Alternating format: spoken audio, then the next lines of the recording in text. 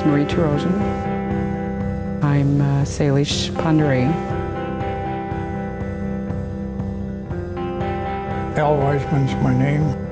My name is Waddell Stump Sr. My name is Earl, old person. My name is George Charles Nightwalker. My name is Burton Putting on Top Sr. My Crow name is Chilakshadube. Translation means 2 mornings. My name is Robert Magnet. Dr. Florence McGeesha Garcia. My name is George Horace Capsule Jr. My Indian name is Maistuaki, which means Crow Woman.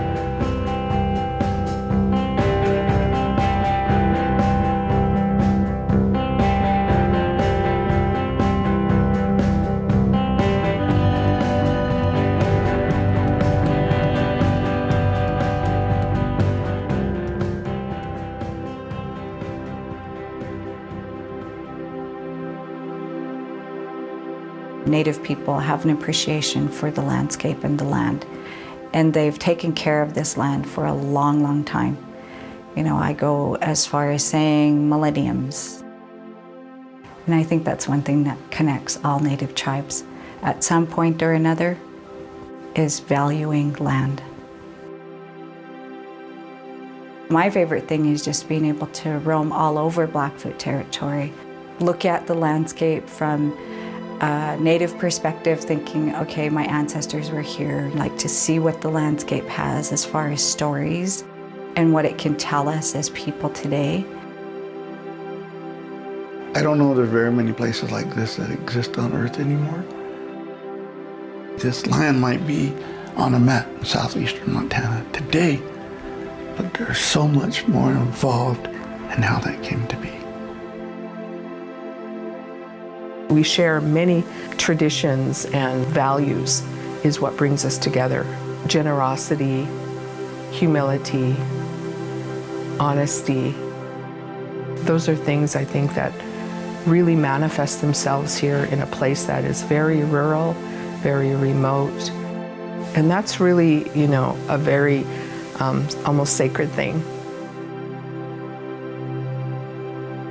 We have shared history, shared culture, but we're very diverse and many different combinations, from traditional to very advanced technologically to progressive thinking to very conservative socially. We cover a real spectrum of diversity within our own community.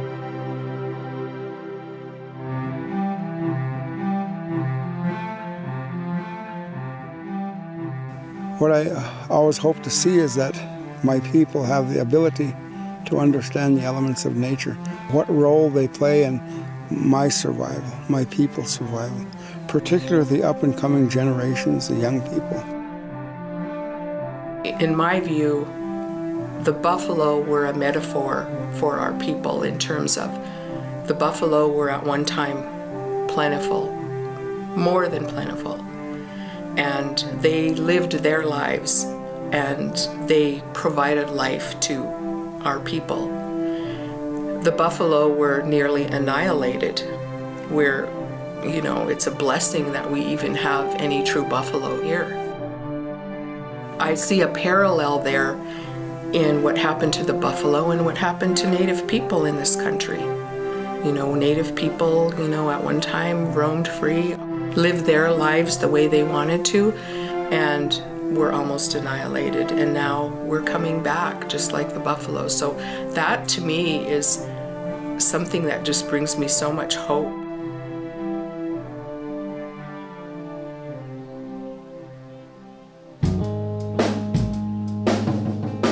You're smelling what the prairie used to smell like and what the prairie should smell like. Close your eyes. Find a little time to sit back in the sun. Open up your mind.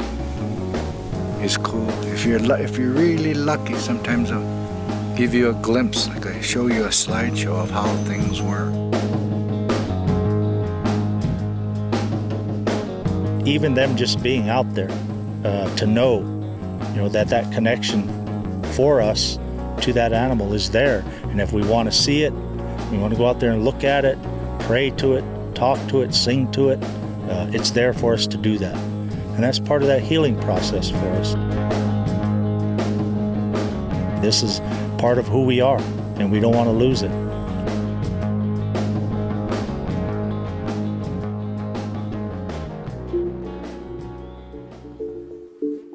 I envision my people having a better understanding of their way of life, both language and ceremony and song. We were always taught by our elders to be proud of who you are and what you are, because we are what we are until we die. I admire a lot of our young people. They want to go back and try to revive those things. Today, when we put up our lodges, it's an opportunity for families to share with their children and grandchildren those traditional stories, that they know who they are as people. It is our way of celebrating the past into the new. I want our ancestors to realize that we're doing something good here. It's something that they died for, that eventually is going to have positive results. It's important for us as Indian people to continue to teach and to share what we have, so that hundreds of years down the road, they're still baking camas in the pit. They're still speaking our language.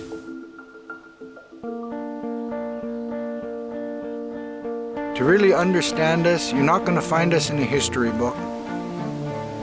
You're not going to find us in a museum. You might find the remnants of us, but you ain't going to find us. It would be good if people had the time, if they really wanted to know us, laugh and cry with us, participate in our ceremonies, share your ceremonies with us.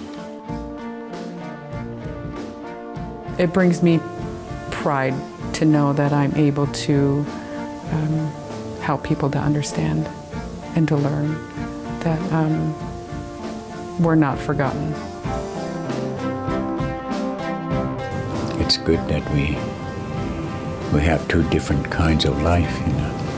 We have our traditional way, our Indian way of life, and then we enter into the life today.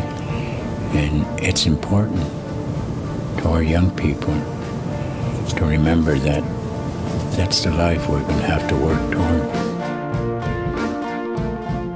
That would be my goal, that would be my dream, that our children will take their place in our society in a good way.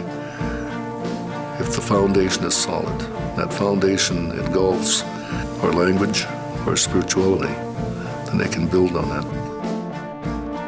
Our life is good, and it can be good. It's up to us individually.